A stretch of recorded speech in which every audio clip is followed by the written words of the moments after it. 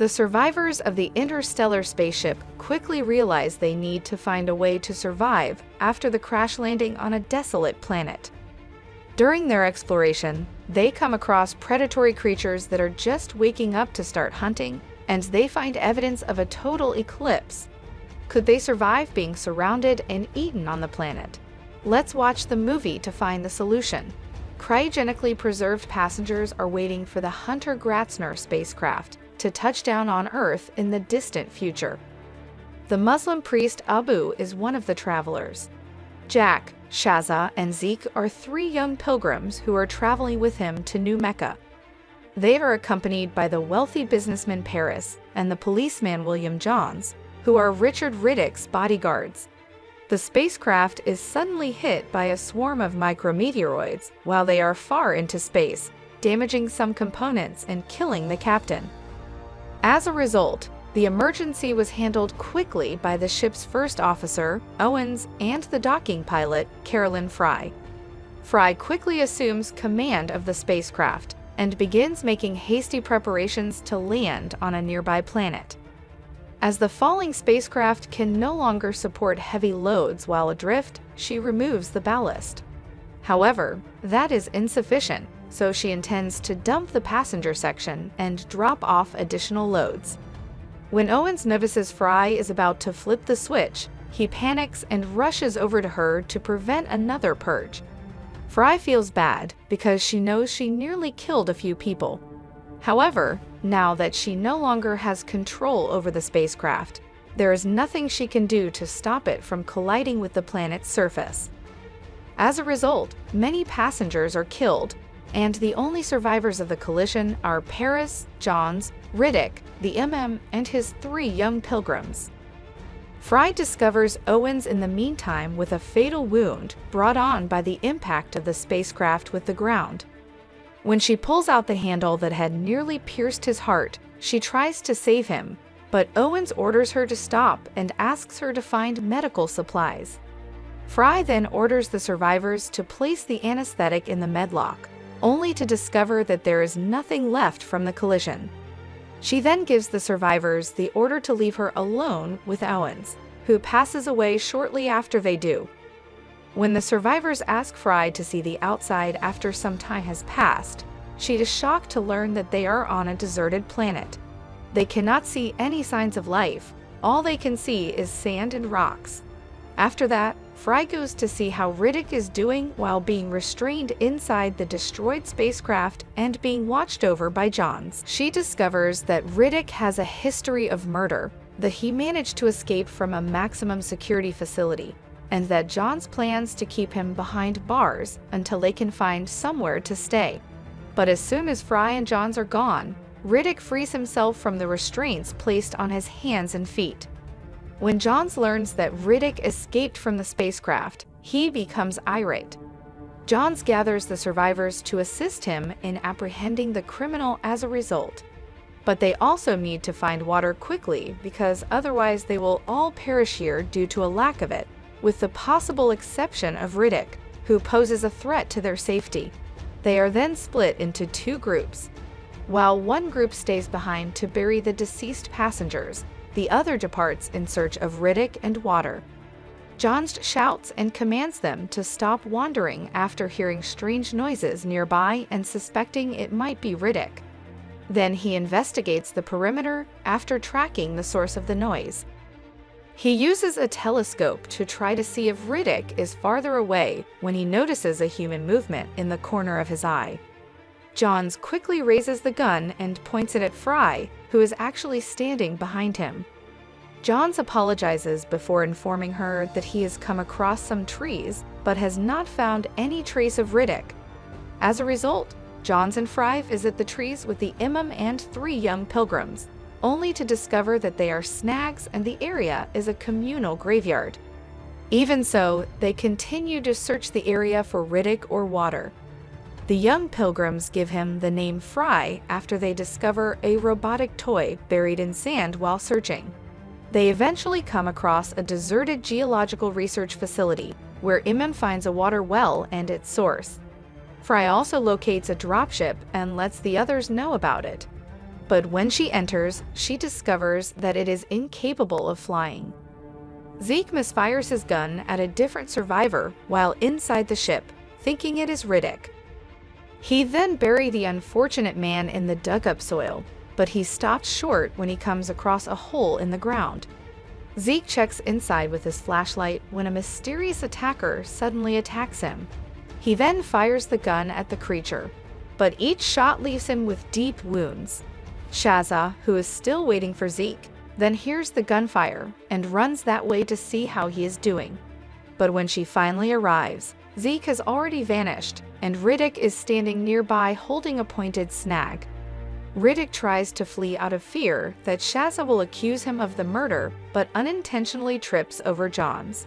He tumbles to the ground, and Johns uses the opportunity to get the upper hand by taking off his sunglasses. In fact, Riddick's surgically enhanced eyes are so sensitive to light that he cannot see outside in the sunlight.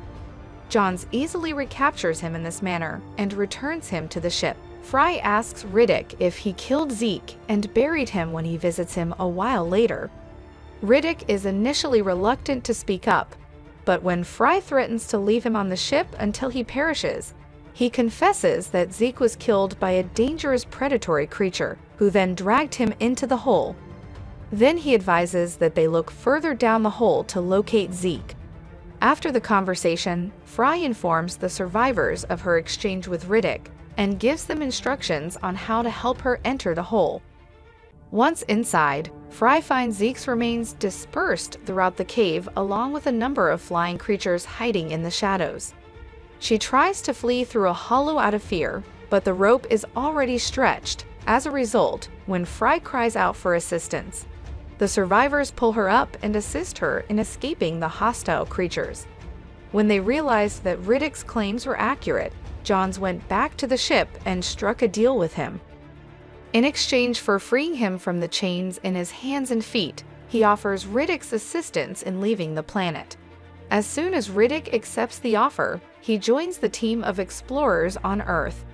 The team later returns to the dropship with their power cell, which they will use to turn on the ship's power. Fry believes that the dropship can still function, so she plans to fix it. However, in order for it to work, they will need to modify the electrical system appropriately. After some time, Fry is able to successfully extract from the power cell sufficient power for a system check. However, she notes that they still require 5 power cells in order to launch the dropship. Shaza offers to find the power cells in light of this, and Johns accepts the idea while also reminding her to get in touch with him if she encounters any problems. Johns notices that Riddick has left his line of sight as they are conversing, so he excuses himself from Shaza. In the coring room, he locates Riddick and sends him back to the dropship. The survivors return to the settlement for geological research, where they relax after a long day by drinking alcohol. Fry looks around the hotel where they are staying, but she seems uneasy. She doesn't understand why the previous passengers left the ship before abandoning it.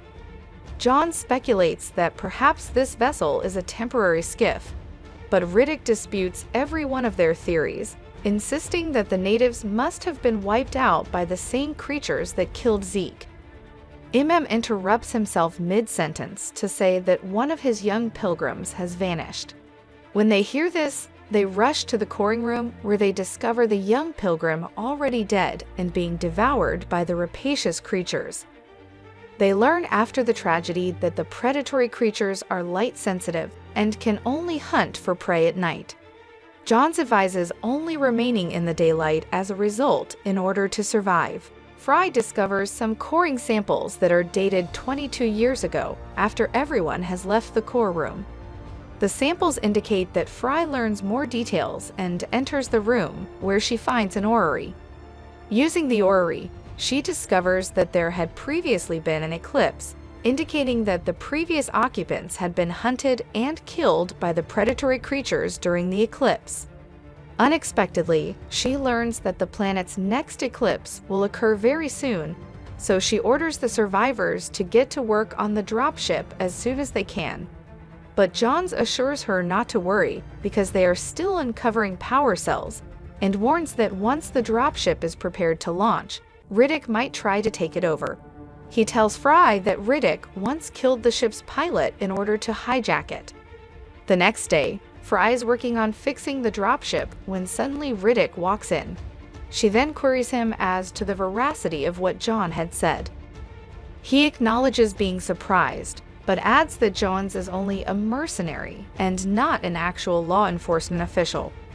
Additionally, he claims that Johns has the medications necessary to save Owens, but has never considered giving them to him. She is furious upon hearing this, but she has more pressing matters to attend to before she can question Johns. Fry and the survivors are outside after speaking with Riddick when they unexpectedly learn that the moon is about to undergo an eclipse. Shaza advises them to load up the crash ship with everything they need before the eclipse actually sets. Along with the survivors, she quickly filled the solar-powered sand truck. Once they reach the crash ship's location, they hastily salvage all the power cells while Paris separates to get his things. As they pick up, they notice that the planet is completely dark, signaling the start of the eclipse. In this instance, the solar-powered sand truck breaks down, leaving the survivors stranded on the crash ship. The predatory creatures rise from the ground as darkness descends upon the area. The survivors sprinted from the stricken ship to the hull. Shaza is attacked by the cunning creatures just as everyone is about to enter and dies. After witnessing Shaza's demise, Paris tells the other group members to enter, but Fry and Riddick stay outside. Riddick takes off his glasses and scans the predatory creature's den, lighting the area to frighten the animals away. The creatures are attempting to break through the hull as they enter and attack them once more. Riddick digs a hole for them to enter another side, so they can hide and make plans to get back to the settlement for geological research. A young pilgrim is in danger as soon as they set foot through the darkness, and Riddick uses his enhanced sight to try to save him. However, the young pilgrim disobeys and flees, leading to his death. Fry continues to carry out his plan to return the 4 power cells to the dropship while they are at their hiding place. Johns objects to Fry's plan and makes an effort to harm her, but Riddick stops him in his tracks by pointing a sharp snag in his direction. As a result, Johns sits back down while Fry continues to talk about the plans.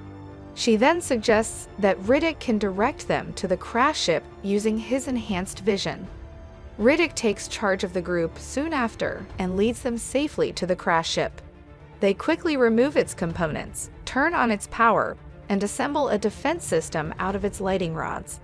After that, Riddick leads the group on a quick stroll back to the dropship while using his enhanced vision to keep them safe. But suddenly, the young pilgrim Jack picks up the power cell component that slid off the cart. Although Fry tries to stop her, she manages to get away from them and the rapacious creature nearly kills her. Paris, who is terrified, flees the group while unintentionally destroying the defensive setup. The savage creatures consequently devour him. The group turns on their flares and uses them as their final line of defense after the lighting rods are destroyed. The group is informed by Riddick that they cannot pass through the canyon while Jack is menstruating because it might draw predators. However, as they proceeded to walk, Johns abruptly advised Riddick to use Jack as bait in order to keep the others off his back. Angry, Riddick challenges him to a fight as Fry commands the others to leave. With his razor-sharp snag, Riddick slashes John's back, deterring the predators with the smell of blood. Soon after, Riddick rejoins them, and the 3 of them proceed into the canyon. They notice several rapacious creatures circling them from above, so Riddick tells them to move more quickly because he will pull the power cells as he runs. As they cross the canyon, the rain starts to pour and their makeshift torches lose their brightness. The MM's final young pilgrim is now abducted by a creature. Riddick decides to hide the remaining members of the group in a cave to keep them safe while he continues to cross the canyon with the power cells. Later, Riddick arrives at the settlement for geological research in safety and begins propulsion for the ship. The remaining group, meanwhile, comes across bioluminescent worms inside the cave and uses them as their light while putting them all in a bottle. Fry offers to go outside and check on Riddick and the dropship after that. She quickly arrives at the facility and learns that Riddick is getting ready to launch the skiff without them. In order to prevent Riddick from starting the car, Fry blocks the path and begs him to save Jack and Emma from the cave. However, Riddick declines and offers a compromise, telling her to follow him and leave the two behind. Her resolve to save other members is initially shaken by this offer. However, Fry recalls how Owens forbade her from cleaning the passenger section before they hit the planet, and she is still sorry for it. She sobs in frustration and declares that she must return for them, even though doing so could cost her life. Riddick is finally convinced as a result and goes back to the cave with Fry. They return to the dropship safely thanks to the bioluminescent lights and enhanced vision of Riddick. Riddick, unfortunately, becomes lost and is then attacked by some monsters. He sustains a right leg injury that makes it difficult for him to walk normally. After hearing his screams, Fry returns to get him, but a vicious beast stabs her and kidnaps her. Riddick returns to the dropship after being given no other option and starts turning on the engines, but he stops when he realizes something. He stops the engine and waits for the savage animals to encircle them. When the beasts gather in a group, Riddick starts the engine, which sets them on fire and instantly kills them. Finally, the group that is left manages to survive and leave the barren planet.